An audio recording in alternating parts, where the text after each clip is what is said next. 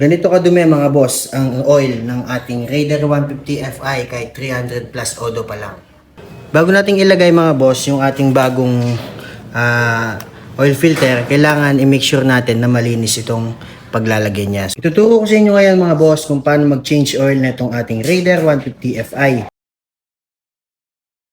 And what's up guys? Welcome back again dito sa ating YouTube channel. So for today's video mga boss, mag-change oil tayo mga boss sa unang beses dito sa ating Raider 150 Fi. So baling pamagat ng video natin ngayon mga boss, unang first change oil na itong ating Raider. So ito yung mga gagamitin natin guys. So una syempre kailangan natin ng oil. So ito yung galing sa Suzuki guys. So yan, 10W40. So, pang Suzuki to mga boss, pang Raider talaga. So, ang kailangan natin guys, dalawang tig 1 litro kasi ang ilalagay nating oil dito sa Raider guys is 1,300 ml. So, 1 litro tsaka 300 ml. So, itong isa guys, kukuha lang tayo ng 300 ml dito tapos yung isa uubusin natin. At syempre mga boss, magpapalit tayo ng oil filter. So, ang ilalagay natin na oil ngayon guys, base sa manual itong ating Raider 150 Fi, kapag ka nagpalit ka ng oil filter, kailangan 1,400 ml na yung ilagay mong oil dito sa motor mo. So yun guys, umpisa na natin yung pag-change oil. So bago nga pala yun guys, papakita ko na sa inyo kung ano yung mga gagamitin ko. So syempre kailangan natin ng funnel o imbudo para pagka isasalin na natin yung ating langis. Syempre kailangan natin ng isang basahan, kailangan natin plies para buksan itong ating cap. Kailangan natin ng T-wrench mga boss, 8mm dapat para dito sa ating dalawang bolt sa oil filter. At kailangan natin ng 14mm socket para dun sa drain plug nitong ating Raider. At saka syempre, ang kailangan natin guys, pangsalo dun sa tatanggalin nating oil. At ang pinaka may importante dyan syempre guys, yung oil filter tsaka yung oil natin. So tara guys, umpisa na natin. Siya nga pala mga boss, bago natin umpisahan yung pag-change oil natin, papakita ko sa inyo yung odo na itong ating Raider 150 Fi. So ang odo niya mga boss, 393 kilometer pa lang yung tinatakbo, pero mag-first change oil na tayo. Kasi nakita ko yung oil niya dito guys, medyo maitim na, yan sa indicator niya. Yan, medyo hindi na maganda yung kulay niya. So, magti 3 months na kasi to mga boss. Kahit yung odo niya, 300 plus pa lang. Yung oil niya mga boss, medyo hindi na ganun ka kulay. So, pangit na yung kulay guys. Kaya kailangan na natin mag-change oil. So, ito na guys. Kailangan na natin yung ating 14mm socket.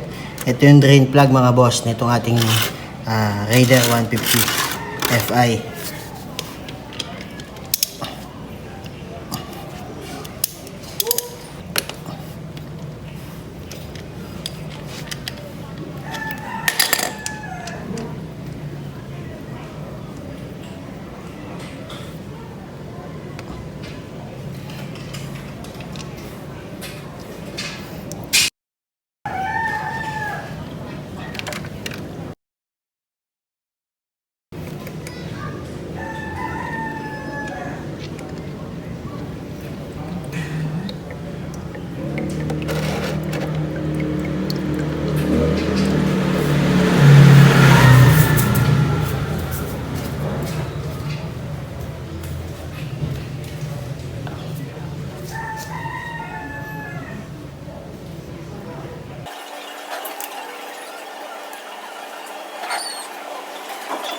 So ito yung drain plug mga boss nitong ating Raider 150 Fi. So kung mapapansin nyo sa tornilyo niya mga boss, meron siyang washer. So dapat guys, kapag tatanggalin nyo to, huwag nyong hahayaan mawala to guys. Kasi kapag hindi nyo naibalik yan, magkakaroon ng leak magkakaroon ng tagas yung tornilyo nyo dito sa drain plug natin. So kailangan guys, kasama sa pagbabalik nyo ang drain plug na yan. Napaka-importante niyan mga boss. So habang dinidrain natin guys yung oil natin, so pasensya na medyo natapon. Kailangan na natin magpalit guys ng ating oil filter. So, tanggalin na natin mga boss itong takip niya.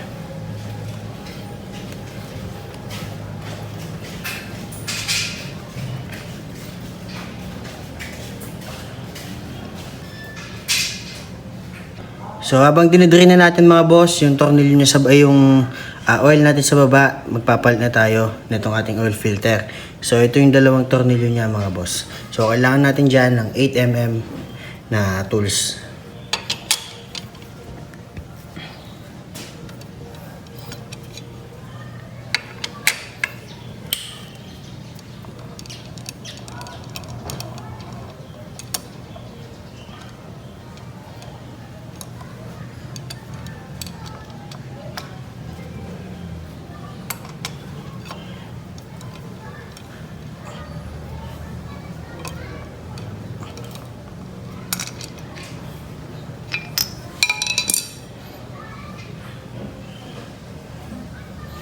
So ito na guys ang ating oil filter. So kung mapapansin nyo mga boss, meron siyang oil seal dito. So kukunin nyo to, kakailangan nating ibalik dito sa loob niya guys, dito. So importante to guys, huwag nyong hahayaang maitapon kasama itong ating oil seal. So kailangan guys maibalik natin siya dito. Bago nating ilagay mga boss yung ating bagong oil filter, kailangan i-make sure natin na malinis itong paglalagay niya. So punasan lang natin siya guys na malinis na basahan.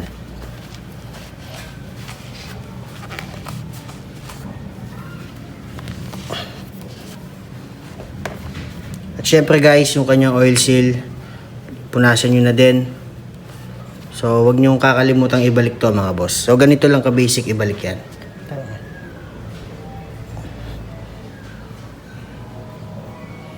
So, ganun lang siya guys. Ganun lang siya kadaling ibalik.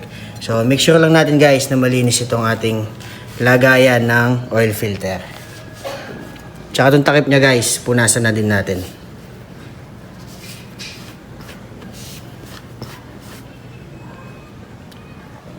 So, ito na yung bago nating oil filter. So, yan, boxing na natin. Mura lang to guys. Wala pang 100 pesos to. Nabili ko to guys, kasama to. Tsaka yung oil natin sa Shopee. So, hanapin nyo lang doon mga boss. Hanapin nyo lang yung i-search nyo lang oil filter para sa Raider 150 Fi. So, ito siya mga boss. So, basic lang ilagay ito mga boss. So, hanapin lang natin tong butas na to. Sa kabila, wala siyang butas eh. So, ito lang. So, ilalagay na natin siya dito. Pagka nalagay na siyang ganyan guys, pwede na natin ilagay yung kanyang takip.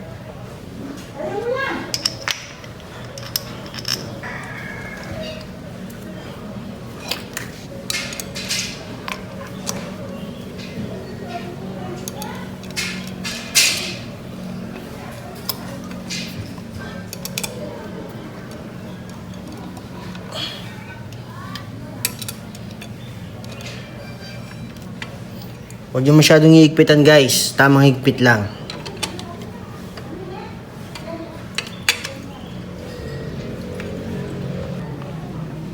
So, naubos na natin mga boss yung oil na itong ating Raider. So, pagtapos nyan guys, punasan natin siya ng basahan. So, yan. Tapos guys, babalik na natin yung tornilyo. Huwag natin kakalimutan yung kanyang washer.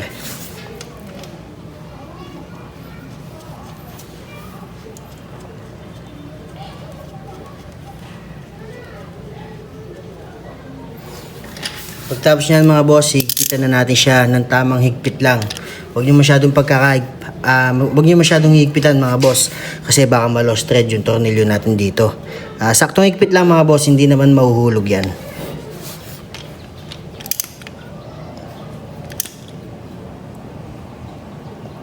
So yun guys, okay na.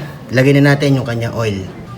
At dahil nagpalit tayo guys ng oil filter natin, ang ilalagay nating oil ngayon guys is 1,400 ml. So mag-add tayo ng 100 guys kapag ka nagpalit tayo ng oil filter. So lagyan natin guys yung kanyang bagong oil.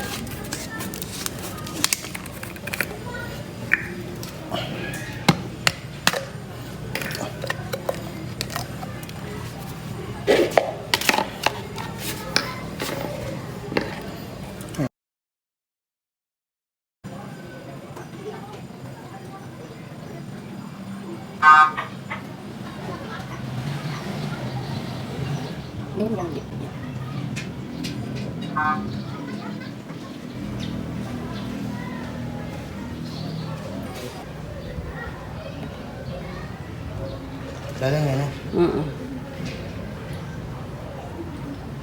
Sige pa. Oh. Ay. Okay na. Wow. Limit ang guhit na. Okay na.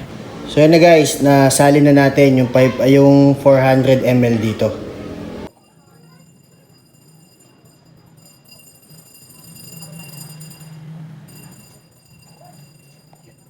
At pag nilagay na natin guys yung kanyang bagong oil, ilagay na natin tong kanyang oil cover. So may o-ring yan guys, huwag niyo iwawala yan, dapat kasama yan.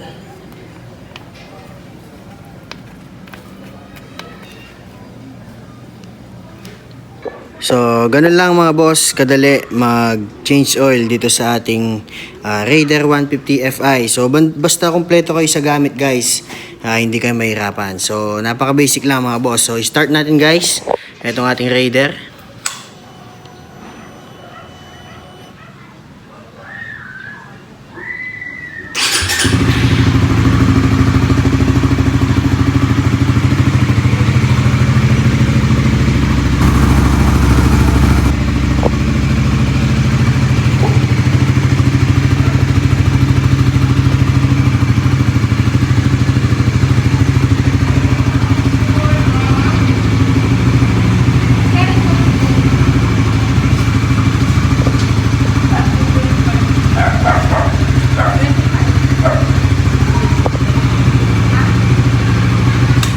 So, yun guys, dito ko natatapusin itong video natin ngayong araw. So, kung may natutunan kayo mga boss dito sa video natin, please like, share, and subscribe dito sa ating YouTube channel. Kita-kita tayo sa susunod natin na video mga boss. Maraming salamat!